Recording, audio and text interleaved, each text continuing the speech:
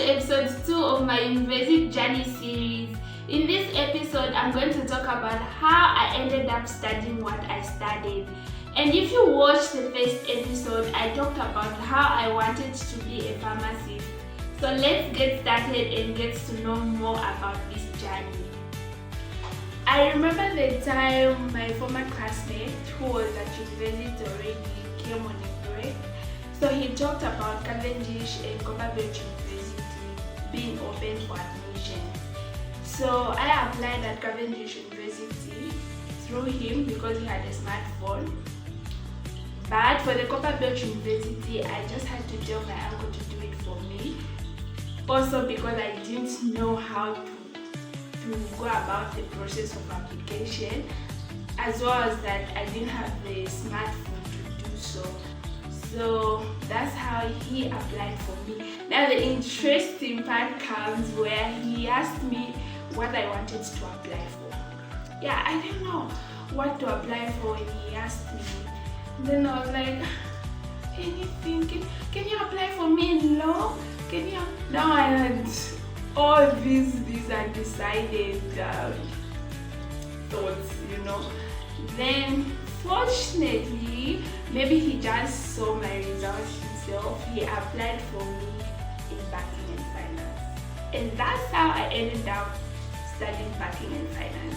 Well, I found banking and finance to be very interesting and I enjoyed it because I love things to do with finance. I'm passionate about finance. I enjoy it, even if sometimes it could be hard, but still more, I enjoy doing finance, studying things to do with finance. So that was the fortunate part of my program choice. If not for him to choose for me the banking and finance, I don't know. I would end up maybe in sciences, which of course I would find it hard.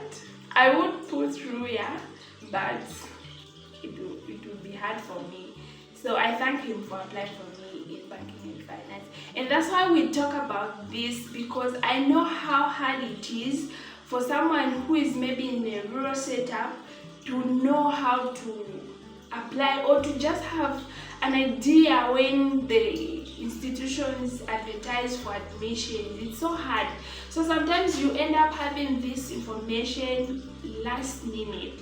Like for me, CB was almost closing for admissions when my friend told me about it. So I had to tell my uncle very quickly to do it for me, and fortunately he did so. So that's the challenge that you face. But now things are okay now because phones, almost everyone has a phone. Even young people have phones now that you can browse and check when admissions are open. And also even in a village, you find one or two people have a smartphone. So it's easy now. But still more people still lack that information. Also the other thing is, you find that